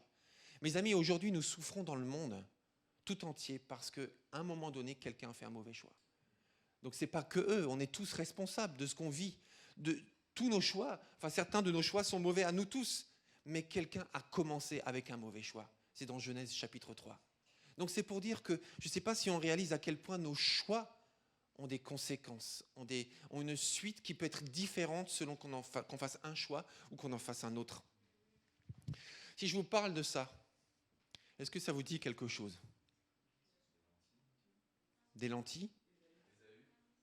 Ésaü et Jacob, le droit d'aînesse. Alors c'est des lentilles corail, hein, c'est un peu plus exotique que les lentilles de l'époque. Alors c'est vrai que vu comme ça, on se dit, moi, qu'est-ce que je vais céder pour une boîte comme ça? Peut-être la majorité d'entre vous, vous mangez même pas les lentilles, vous n'aimez pas ça. Voilà, peut-être, ok, bon, peu importe. Mais qu'est-ce qu'on va échanger en fonction de ça? Mais en fait, la Bible raconte l'histoire de deux frères, Jacob et Ésaü. Je vous le dis juste en une phrase. Jacob et Ésaü, c'est dans Genèse 25. Ésaü était le grand frère. Le grand frère recevait le droit d'aînesse, c'est-à-dire c'est les privilèges de l'aîné. C'est lui sur lequel le père s'appuyait, lui confiait à sa mort toute la famille, lui confiait ses biens. C'était lui le nouveau père à la mort de l'ancien père, à la mort du père, je veux dire. Et donc le privilège, l'influence, l'autorité était grande, la responsabilité était grande. Et un jour, en rentrant de la chasse, eh bien, il avait tellement faim, son frère Jacob, son jeune frère, avait préparé un plat de lentilles. Donc vraiment préparé, vraiment succulent. J'imagine qu'il était succulent. Enfin, j'espère qu'il était succulent, parce que pour vendre tout ce qu'il a vendu pour avoir ce plat-là, j'espère qu'il était au moins bon. Donc voilà, ce plat était succulent, et en rentrant de la chasse, il avait tellement faim, le grand frère, il a dit, écoute, donne-moi ce plat, je te cède tous mes droits, tous mes privilèges d'aîné, je te les donne en échange de ce plat. Un choix pour un plat mangé en une fois, il a cédé toute sa destinée. Et il s'en est rendu compte parce qu'une fois qu'il a fini son plat et qu'il a peut-être fait une petite sieste, ben là il s'est dit j'ai fait une erreur. Mais c'était trop tard. Un choix, un simple choix peut nous donner une vie tellement différente.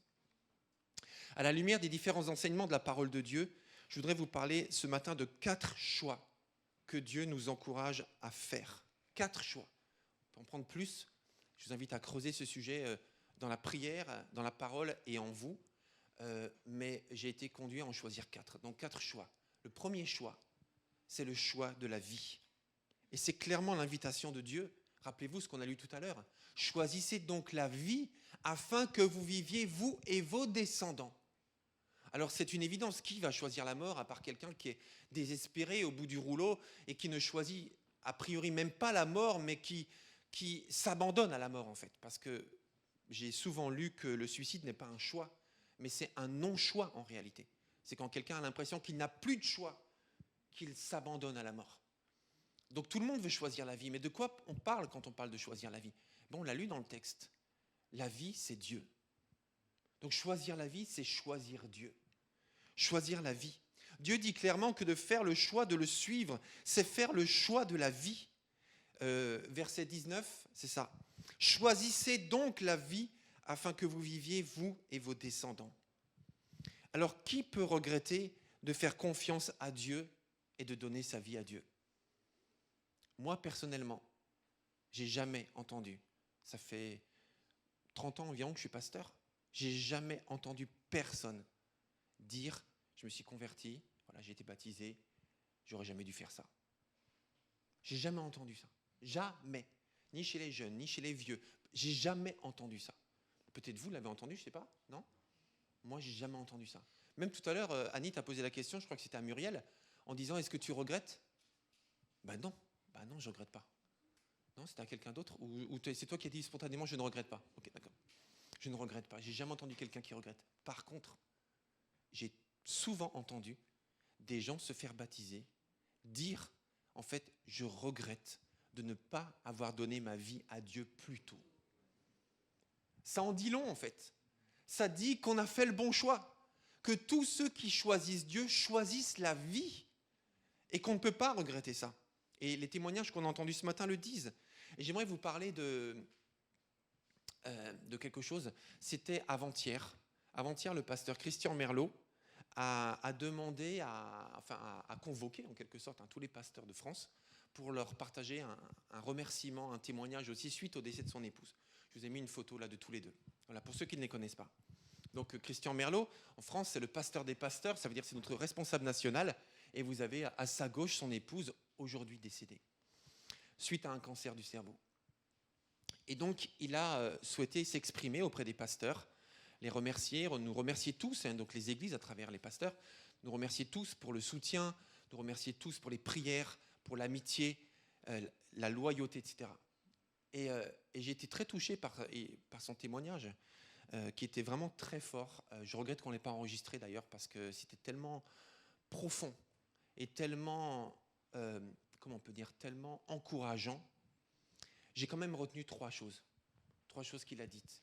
Il a dit ça comme une devise, mais comme la devise de sa vie désormais. Il a dit « Aujourd'hui, je choisis de vivre ». Ensuite, il a dit « Aujourd'hui, je continue à choisir la foi. Aujourd'hui, je choisis l'espérance. Aujourd'hui, je choisis l'amour. » Et ça m'a touché parce que ça veut dire que nous devons sans arrêt nous repositionner et refaire le choix. Donc, il est veuf aujourd'hui, son épouse est décédée. Et aujourd'hui, il choisit de se repositionner vers la vie. Je choisis la vie. Donc aujourd'hui, je vis. Je refuse que ma vie s'éteigne. Le Seigneur a donné, le Seigneur a repris. Jacqueline a été à mes côtés pendant toutes ces années. Je l'ai aimée comme jamais j'ai aimé personne, c'est ce qu'il a dit. Et j'ai été aimé par elle comme jamais personne ne m'a aimé. Et aujourd'hui, elle est partie. Et je choisis de vivre. Tout le temps que le Seigneur me donne de vivre, je choisis de vivre. Et ça, c'est le premier choix que nous devons faire. C'est la vie. Choisis la vie. Choisis Dieu, parce que Dieu est la vie. Dans Jean chapitre 17, verset 3, vous pouvez chercher bien sûr, mais je vous ai mis le texte. La vie éternelle, dit Jésus, c'est qu'ils te connaissent, toi, le seul vrai Dieu, et celui que tu as envoyé, Jésus-Christ. La vie éternelle, la vie présente et la vie future, c'est toi. C'est qu'ils te connaissent toi. C'est ça la vie. Donc bien sûr, tu l'as dit, Christian, on fait des mauvais choix, on fait des erreurs.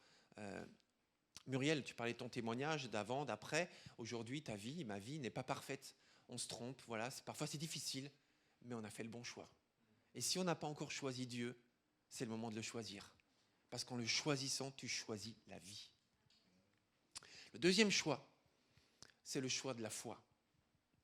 La foi, alors bien sûr, on peut prêcher, écrire des centaines de livres sur la foi, tellement il y a de choses à vivre et à dire sur la foi. Mais la foi, en fait, quand je parle de la foi ce matin, faire le choix de la foi, c'est faire le choix de croire Dieu. Ça veut dire faire le choix de croire ce que Dieu dit. S'il dit quelque chose et je ne suis pas d'accord, ben je décide que c'est lui qui a raison.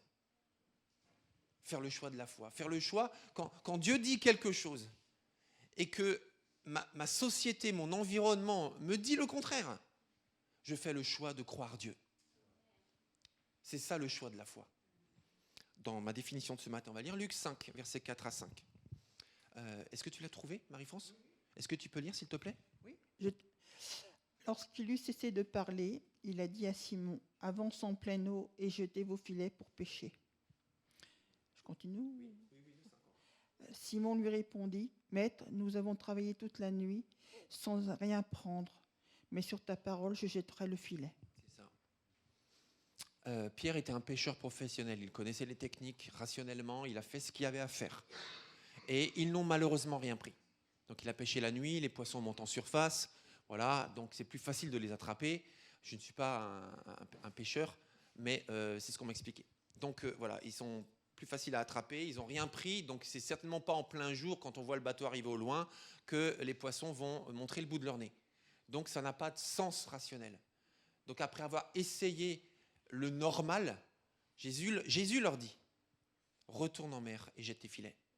Jésus dit, ça n'a pas beaucoup de sens tout ça. Pierre dit, ça n'a pas beaucoup de sens tout ça. Peut-être qu'au fond de lui, il s'est dit, moi je suis pêcheur, toi tu es charpentier. Bon voilà, chacun son métier. Mais sur ta parole, je jetterai le filet. Sur ta parole, je jetterai le filet. Ce que tu me dis, au fond de moi, il y a un débat. Et je ne suis pas d'accord avec ce que tu me dis. Ça ne me convient pas, ça n'est pas rationnel. ça ne colle pas avec ce qu'on m'a appris, mais sur ta parole, je jetterai le filet. C'est faire le choix de la foi. Faire le choix de croire ce que Dieu dit. Ça, c'est le choix à faire. Et ce choix est difficile à faire, parce qu'on a une société quand même qui est vraiment loin de Dieu, hein, clairement. On ne va pas entrer dans les détails ce matin, mais on a l'impression que les valeurs, enfin pas toutes les valeurs, hein, mais un certain nombre de valeurs, sur la famille, sur la gestion de l'argent, sur le capitalisme, enfin sur l'étranger, etc., etc. Enfin, on a l'impression qu'on est loin, loin, loin de l'évangile sur des tas de niveaux. Faire le choix de la foi, c'est faire le choix de croire et de vivre ce que Dieu dit, quoi que je pense et quoi que j'entende autour de moi. Le père d'un enfant malade, dans Marc chapitre 9, verset 24, un enfant épileptique, on dit lunatique, d'autres disent, selon les traductions, en tout cas un enfant, la Bible dit qu'un esprit jetait dans le feu et dans l'eau pour le détruire. Le père désespéré vient voir Jésus. Et Jésus lui dit, tout est possible à celui qui croit. Donc le miracle est à ta portée. Aussitôt le père de l'enfant, en larmes, s'écria, je crois, mais viens au secours de mon incrédulité. Je crois ce que tu dis. Mais en même temps, je ne crois pas, j'y arrive pas. Et c'est ça un cœur honnête, c'est d'offrir nos doutes en fait. Seigneur, je crois, j'ai envie de m'attacher à ce que tu dis, Seigneur, mais le débat à l'intérieur est terrible, est fort. Je peux pas, j'arrive pas à me soumettre simplement à ce que tu dis, parce que en fait, j'entends trop de voix qui me disent le contraire, et même moi, je crois le contraire. Le choix de la foi, c'est de dire, je crois ce que tu dis, j'adhère à ce que tu dis, je vis ce que tu dis. Le troisième choix, c'est le choix du risque. Le choix du risque. Lui-même, Jésus d'ailleurs, a fait beaucoup de choix dans sa vie sur terre. Beaucoup de choix. Dieu a choisi, enfin là je ne pense même pas que sa vie sur terre, mais je pense au tout début, c'est-à-dire avant ça, Dieu a choisi de créer l'humanité. Il l'a choisi, il n'était pas obligé, ça ne lui a pas été imposé, il n'a pas eu l'idée comme ça en se levant le matin, mais il a volontairement choisi de créer l'humanité. Et là aussi je reviens au témoignage de Muriel, si je me rappelle bien. En fait, tu as évoqué le passage dans la Bible qui disait que c'était pendant les 40 jours, c'est ça, qu'avant que même tes parents ont envisagé t'avoir, et quels que soient les parents qu'on est tous, eh bien Dieu t'a voulu. C'est un choix, Dieu t'a voulu, il t'a choisi. Il t'a souhaité sur terre. Donc Dieu a choisi de créer l'humanité. Jésus, face au diable dans le désert, a fait des choix. Satan lui a dit, si tu es, change les pierres en pain, si tu es le Fils de Dieu. Il a dit non. Bon, etc. Et ensuite, Jésus a choisi de donner sa vie. On peut poser la question, mais au fait, mais qui a tué Jésus ? Jésus lui-même répond à cette question, parce qu'il y a le débat, vous savez, à travers l'histoire, le Moyen-Âge, est-ce que c'est les Romains, est-ce que c'est les Juifs, etc. Qui est déicide ? Qui a tué Dieu ? Mais en fait, Jésus lui répond à cette question. Il dit, personne ne m'a tué. Personne. Ma vie, je la donne. Personne ne peut m'ôter la vie. Je la donne de mon propre gré. J'ai le pouvoir de la donner et j'ai le pouvoir de la reprendre. Tel est l'ordre que j'ai reçu de mon Père. Jésus a fait le choix de donner sa vie pour toi et pour moi et pour l'humanité tout entière. Personne ne lui a volé. S'il n'avait pas voulu mourir, il ne serait pas mort. À un moment donné, dans un passage, je n'ai pas la référence là, mais on voit la foule qui veut le lapider. Vous savez ce que fait Jésus ? Il s'en va. Une foule en délire, une foule assoiffée de mort, veut le lapider. Vous croyez que vous pouvez partir comme ça ? Non, ça m'étonnerait beaucoup. Lui, il est parti. Personne ne l'a suivi. Voilà, parce que quand c'est pas le moment, c'est pas le moment. Quand c'est non, mais quand c'est oui, c'est oui. Donc personne ne m'ôte la vie. Et même le choix des 12. Jésus choisit les 12 et les 12 le choisissent. Et il y avait un risque réel parce qu'il n'était pas parfait. Vous vous rendez compte que Jésus a basé le christianisme sur son esprit, évidemment d'abord, mais aussi sur des hommes qui étaient tous imparfaits. Alors j'aimerais vous poser la question, comment Jésus a-t-il fait pour choisir ces 12 personnes ? Pourquoi ces 12 ? Enfin, pas pourquoi ces 12 et pas 12 autres, peu importe. Mais comment il a fait pour faire le choix des 12 ? D'après vous ? Il y a des choses qui sont dites, il y a des choses qu'on peut imaginer. Mais comment Jésus a fait pour choisir les 12 ?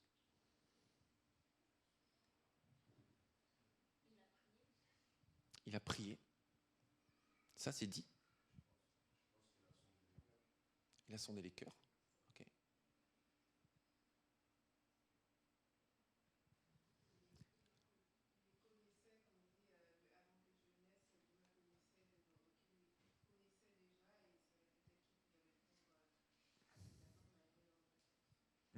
Il les connaissait d'avance.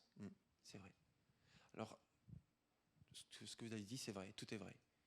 On ne va pas trop spéculer non plus, parce qu'on parle de Jésus quand même, mais on va s'appuyer notamment sur des choses, sur la chose vraiment claire qui est dit dans la parole, qu'il a faite la veille, c'est de prier. On va prendre Luc, est-ce que j'ai mis le passage ? Oui, c'est ça. Luc 6, versets 12 à 14. Luc 6, versets 12 à 14.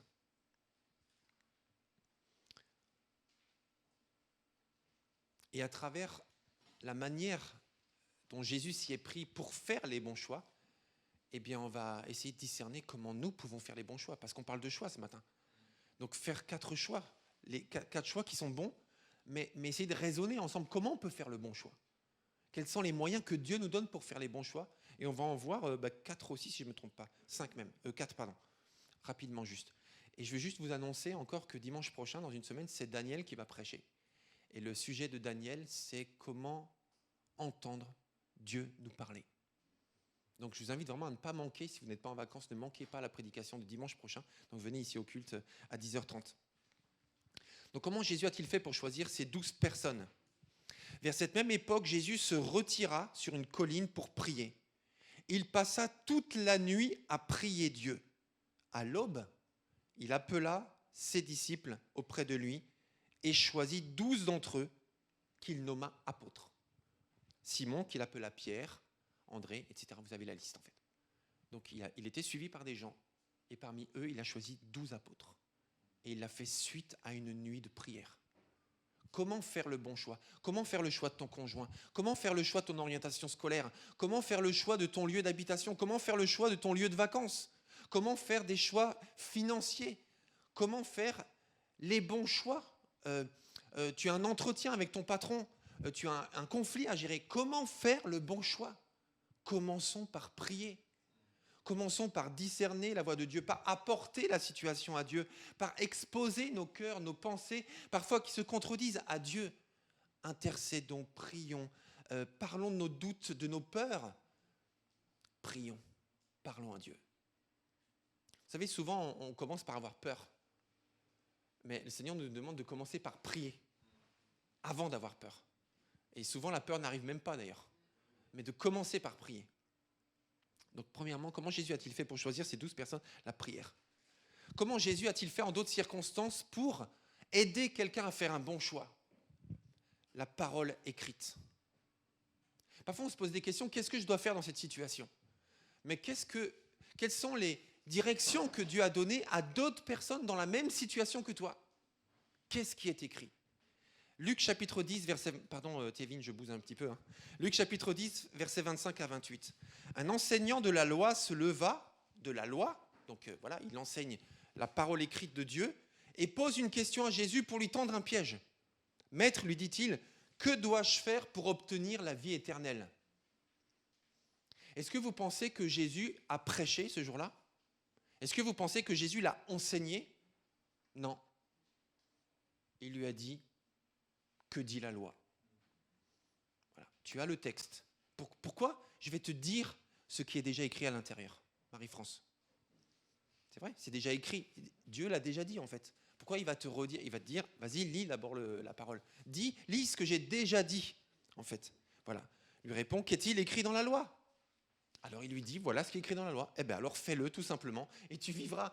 C'est extraordinaire comme c'est tout simple. Vous savez, on veut entendre la voix de Dieu. Seigneur, parle-moi, parle-moi. Enfin, Daniel va en parler certainement la semaine prochaine. Mais Seigneur, tu dis, mais vas-y, j'ai déjà parlé en fait. Lis ce que j'ai déjà dit et tu vas entendre, mais tu vas m'entendre, mais tellement parler, tellement te parler. Donc la prière, premièrement. Deuxièmement, la parole écrite.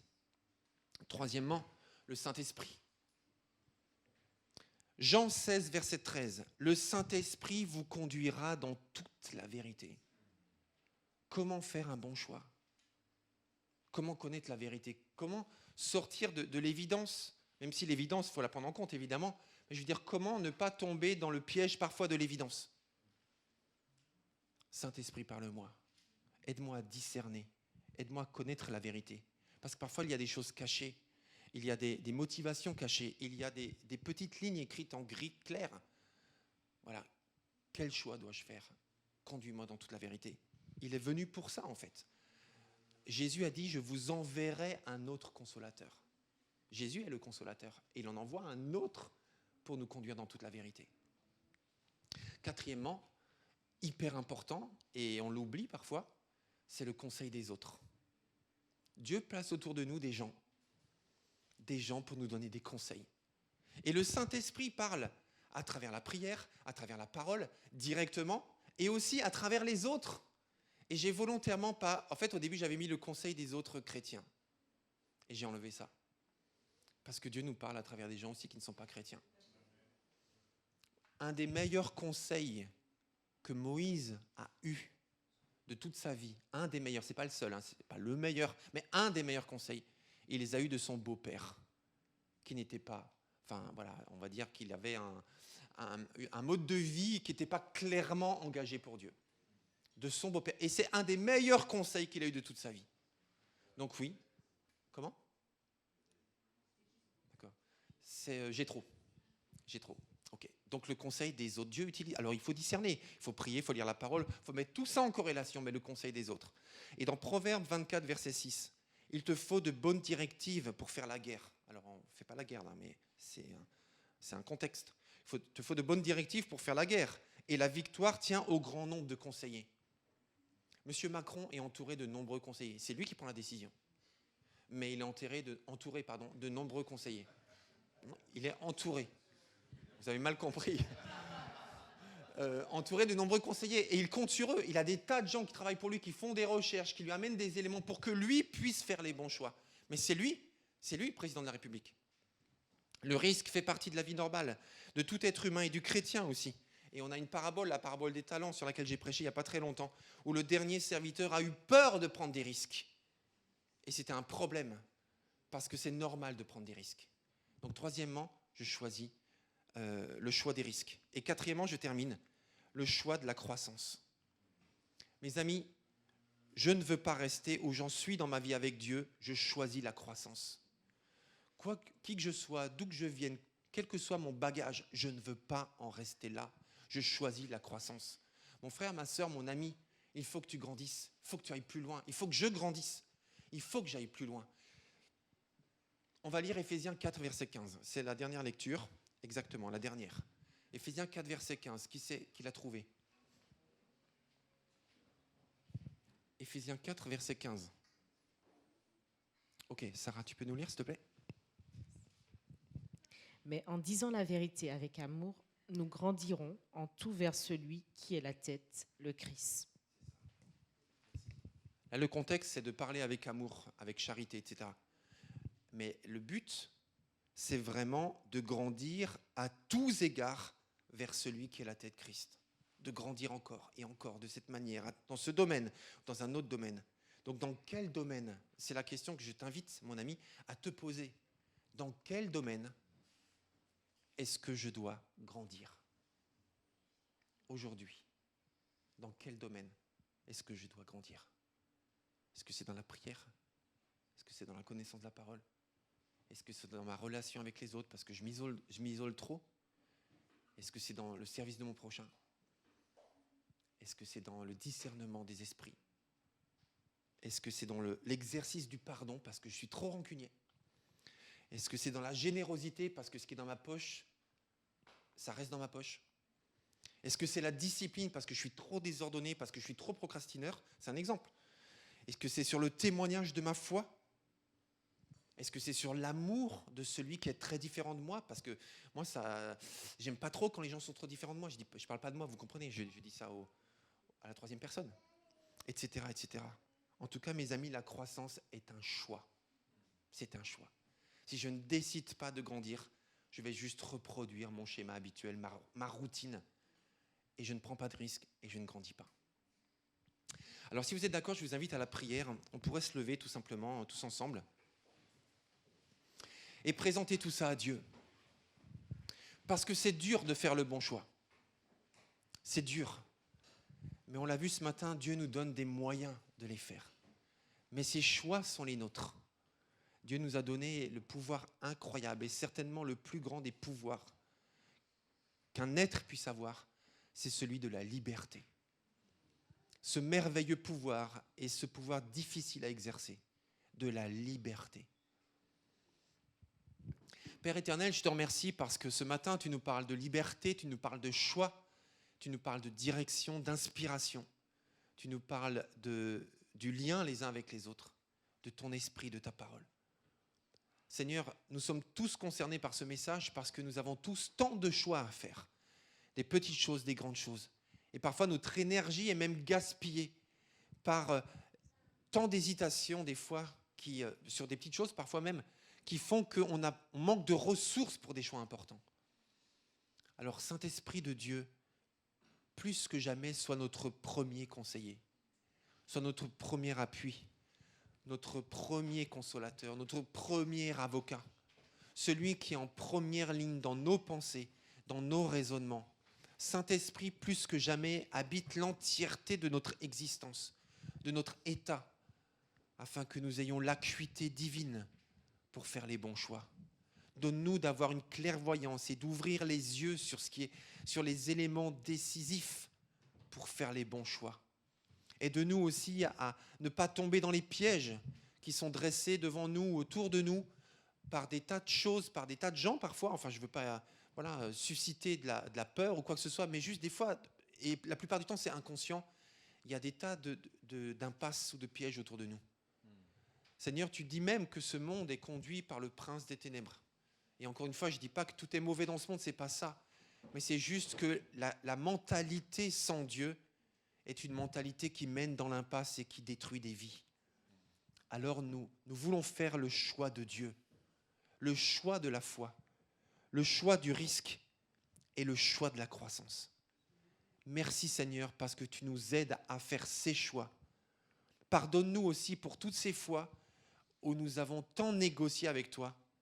Nous t'avons juste écouté ou parfois même pas. Et nous avons juste fait ce que nous avions envie. Pardon Seigneur pour notre indépendance. Pardon Seigneur de notre manque de prise au sérieux de ta parole. Toi-même tu priais le Père en disant ta parole est la vérité, sanctifie-les par ta vérité. Alors ce matin nous nous offrons en toi en prenant la décision de faire les choix selon toi. Nous voulons grandir en toi, Seigneur. Plus que jamais grandir et grandir. Aide-nous à être là les uns pour les autres, pour nous aider mutuellement à grandir, Seigneur. À toi toute gloire. Au nom puissant de Jésus. Et tous ceux qui sont d'accord disent Amen. Amen. Et tous ceux qui sont d'accord disent Amen. Amen. Gloire à Dieu. Amen. Merci Seigneur parce qu'il nous a parlé ce matin. Et puisque choisir, c'est renoncer, je ne sais pas vous, mais moi, j'ai envie de choisir de faire confiance à Dieu et de renoncer à la peur et croire qu'il est là au milieu de nous et qu'il ferait un chemin pour opérer des miracles dans nos vies. Amen. C'est vrai. Est-ce qu'on peut se lever pour le chanter ?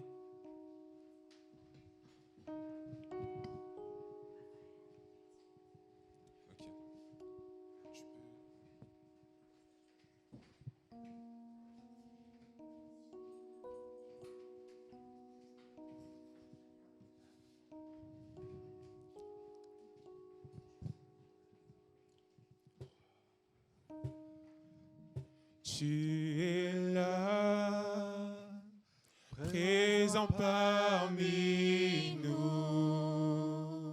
Je t'adore, je t'adore. Tu es là, agissant parmi nous. Je t'adore. Je t'adore. Tu es là, présent parmi nous. Je t'adore. Je t'adore. Je t'adore. Tu es là, agissant agissant parmi nous.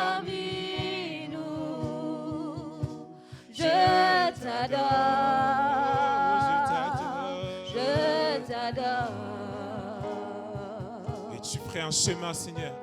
Tu ferais un chemin au Père des miracles. Tu tiens tes promesses, lumière dans les ténèbres. Mon Dieu, c'est ce que tu es. Tu ferais un chemin. Tu ferais un chemin au Père des miracles. Tu tiens tes promesses, lumière dans les ténèbres. Dieu, c'est ce Mon que tu es. Dieu, c'est ce que tu es. Tu es là. Tu es là, présent parmi nous. Je t'adore. Je t'adore. Oh, je t'adore. Je t'adore. Tu es là. Et tu restaures les cœurs brisés, Jésus. Tu restaures les cœurs brisés. Oh, je t'adore. Je t'adore. Oh, je t'adore. Je t'adore. Tu es là. Tu es là. Tu es présent, Seigneur. Présent parmi nous. Oh, je t'adore. Je t'adore. Oh, je t'adore. Je t'adore. Tu es là. Tu es là. Et tu transformes nos vies, Jésus. Transformons nos vies. Je t'adore. Je t'adore. Oh, je t'adore. Je t'adore. Et Jésus, tu ferais un chemin. Oh, tu ferais un chemin au Père des miracles. Tu tiens tes promesses, lumière dans les ténèbres. Mon Dieu, c'est ce que tu es. Tu ferais un chemin. Tu ferais un chemin. Au Père des miracles. Tu tiens tes promesses. Lumière dans les ténèbres. Mon Dieu, c'est ce que tu es. C'est ce que tu sais. C'est ce que tu es. C'est ce que tu es. C'est ce que tu es. C'est ce que tu es. Le Dieu des miracles. C'est ce que tu es. Jésus, Jésus. C'est ce que tu Tu es. es notre Dieu, Seigneur. C'est ce que tu Oh, es. voilà qui tu es. C'est ce que tu Et es. Même quand je ne te vois pas, tu es là. Et quand je ne te sens pas, tu es là. Tu agiras. Tu agiras. Tu agiras. Oh, tu agiras. Tu agiras. Tu agiras. encore. Même quand je ne te vois pas, tu es là. Et quand je ne le sens pas, tu es là. Tu agiras. Tu agiras. Tu agiras. Tu agiras. Tu agiras. Oh, tu agiras. Tu agiras. Tu agiras. Oh, tu agiras. Tu agiras. Tu agiras. Oh, tu agiras. Tu agiras. Parce que tu n'arrêtes jamais Tu d'agir, Seigneur. Tu agiras. agiras. Tu agiras. Tu agiras. Oh, tu agiras. Tu agiras. Tu agiras. Mon Dieu agira. Tu agiras. Tu es tout puissant. Il agira. Tu agiras. Tu agiras encore. Et tu ferais un chemin. Au Père des miracles, tu tiens tes promesses, lumière dans les ténèbres. Mon Dieu, c'est ce que tu es. Tu ferais un chemin au Père des miracles, tu tiens tes promesses, lumière dans les ténèbres. Mon Dieu, c'est ce que tu es. C'est ce que tu C'est ce que tu Lumière du monde. C'est ce que tu Sauveur du monde. C'est ce que tu Dieu tout-puissant. C'est ce que tu Éternel, éternel, C'est éternel. ce que tu Tu es fort dans les combats. C'est ce que tu Dieu de miracles. C'est ce que tu Voilà qui tu es. C'est ce que tu Voilà qui tu es. Oh, tu ferais un chemin au Père des miracles. Tu tiens tes promesses, lumière dans les ténèbres. Mon Dieu, c'est ce que tu es. Tu ferais. Tu ferais un chemin au Père des miracles. Tu tiens tes promesses, lumière dans les ténèbres. Mon Dieu, c'est ce que tu es.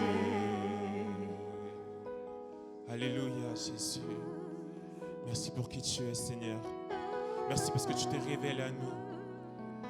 Et tu nous dis dans ta parole tout ce que tu es. Tu es Adonai, tu es Shaddai. Nous t'adorons, Seigneur. Parce que tu es le Dieu de tous les âges, Seigneur. De toutes les époques, Seigneur. Et encore aujourd'hui, tu te révèles à nous. Encore aujourd'hui, tu te révèles à nous, Seigneur. Quelle grâce nous avons de te connaître, mon Dieu. Et parce que tu es là au milieu de nous, nous voulons t'adorer, Jésus. Présent parmi nous, nous t'adorons. Tu es présent parmi nous, nous t'adorons. Oh, tu es là, présent parmi. Disons, nous t'adorons. Nous t'adorons. Nous t'adorons. Nous t'adorons. Tu es là, présent parmi nous. Nous t'adorons. Nous t'adorons. Nous t'adorons. Nous t'adorons. Tu es là, agissant parmi nous. Nous t'adorons, nous t'adorons, nous t'adorons, Nous t'adorons. Tu es là, transformant nos vies, transformant nos vies. Oh, nous t'adorons, Seigneur Jésus. Nous t'adorons. Pour tout ce que tu fais, nous t'adorons, Seigneur. Nous t'adorons. Une dernière fois. Oh, tu es là, présent parmi. Nous voulons pas cesser de t'adorer pour qui tu es. Nous t'adorons. Nous t'adorons. Nous t'adorons. Nous t'adorons. Oh Jésus, merci, merci, merci Seigneur, alléluia. Est-ce qu'on peut l'acclamer? Est-ce qu'on peut acclamer celui qui est au milieu de nous? Alléluia. Mais le Dieu Tout-Puissant, il est au-dessus de tout. Merci parce que tu es là dans nos vies, dans chaque domaine de nos vies. Tu es autour de nous, tu es en nous, Seigneur, et tu es avec nous. Merci Jésus pour ta grâce. Amen.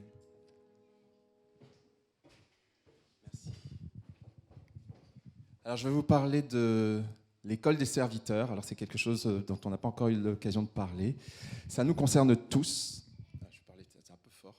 Ça nous concerne tous. On a un besoin. Ça a été dit dans la prédication tout à l'heure. Il y a le choix de la croissance. On a besoin de grandir spirituellement. On a besoin de grandir en tant qu'Église en nombre, parce qu'il y a plein de gens qui ne connaissent pas Dieu, et il faut qu'ils connaissent Dieu. On a besoin de grandir à tous égards. Est-ce que vous êtes avec moi? OK? Et donc pour ça, parce qu'on a ce besoin-là, on a besoin de mieux connaître la parole, on a besoin de mieux connaître Dieu, on a besoin de plus passer du temps ensemble dans la parole de Dieu. Et en fait, en équipe pastorale, on a identifié qu'on avait un besoin majeur, et on a partagé avec les responsables de service au mois de juin, et on s'est mis d'accord là-dessus, c'est qu'on va lancer une école de serviteurs. On va dire une formation, pour faire simple, il n'y aura pas d'école, voilà, c'est les mêmes murs, hein, mais c'est une formation qui concerne tout le monde dans l'Église. Tout le monde. Est-ce que vous me regardez? Est-ce que vous me suivez? Tout le monde est concerné. Même les absents qui sont en vacances ou qui sont ailleurs ce matin, on est tous concernés. Okay? Alors, je mettrai peut-être à part l'éveil à la foi, parce que je ne sais pas quel programme vous avez prévu à l'éveil à la foi, mais on est tous concernés à partir du moment où on fréquente cette église, à partir du mois d'octobre. Donc, retenez-le, on est au mois de juillet, c'est fait exprès, mais on a un temps aussi où on va préparer les choses, on va prendre le temps de prier, de préparer. C'est sur la base d'un programme qui existe déjà, qu'on va adapter, hein, donc, qui existe à l'église de Colmar en particulier. Mais vraiment, nous sommes tous concernés. Prenez note dès le mois d'octobre. On reviendra avec vous avec tous les détails, les horaires, les jours, etc., tous les détails pratiques.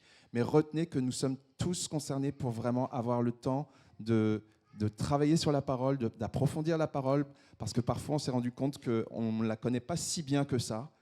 Certains n'ont alors c'est pas un jugement, hein, mais certains n'ont pas eu l'occasion encore de lire la parole de Dieu en entier. Voilà, il y a plusieurs choses comme ça, de vraiment rentrer en profondeur ensemble, vraiment en tant qu'Église. Donc ce sera une fois tous les 15 jours, pendant à peu près 3-4 mois, on va le déterminer plus précisément, vraiment où on va prendre le temps d'approfondir la parole ensemble. Et on sait que c'est une bénédiction pour toutes les églises qui font ça. Il y a plein d'églises qui font ça un peu partout dans le monde. Et les églises grandissent spirituellement et en nombre. Et ça nous permettra aussi d'être prêts ensemble pour aller dehors. Parce que le Seigneur nous demande de sortir de nos murs. Je ne vais pas détailler ce matin parce que sinon je serais trop long. Mais le Seigneur m'a révélé quelque chose, m'a montré quelque chose. Je vous le partagerai à l'occasion. Et vraiment, on est tous invités. Donc notez. Voilà, l'action, c'est ce matin. Notez qu'à partir d'octobre, vous réservez du temps. On réserve du temps tous les 15 jours. Voilà, et on reviendra avec les détails pour vous prochainement. Que Dieu vous bénisse. Alors, cette semaine, l'équipe pastorale part en vacances. Donc, si jamais vous avez des besoins de... Ouais, ils ont le droit. Ils ont le droit. Ils en ont besoin, mais... Donc, si vous avez des besoins de prière, de conseils ou autres, vous pouvez soit vous rapprocher de vos responsables de groupe de maison ou joindre l'équipe pastorale par téléphone. Dimanche prochain, on aura le culte à 10h30. Et à l'issue du culte aujourd'hui, il y a une petite collation avec des magazines à votre disposition. Donc, n'hésitez pas à vous servir. C'est pour vous. Donc, servez-vous pour cet été des lectures. Je vais prier pour clôturer le culte.